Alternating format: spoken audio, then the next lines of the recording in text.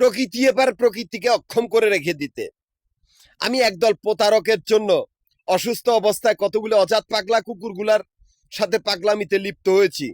আমি প্রকৃতিগতভাবে তখন অসুস্থ হয়ে গেছি বা অক্ষম। এই অজাতগুলার সাথে আমি একা মোকাবেলা দিতে পারি নাই। তবে এতটুকু শক্তি, এই অজাতগুলা মনুষ্যত্ব বা অমানুষে পরিণত হয়েছে, সবকিছু ভুলে গেছে। সভ্য জাতির ভিতরে এই নিকৃষ্ট অজাত পাগলা কুকুরগুলা থাকতে পারবে না। জংলার জংলি বাঁচবে, কিন্তু এই অজাতগুলা বাঁচবে না। আমি প্রকৃতি, এমনকি আমি নিজে প্রকৃতির একজন পথিক, এমনকি নিজেই প্রকৃতি।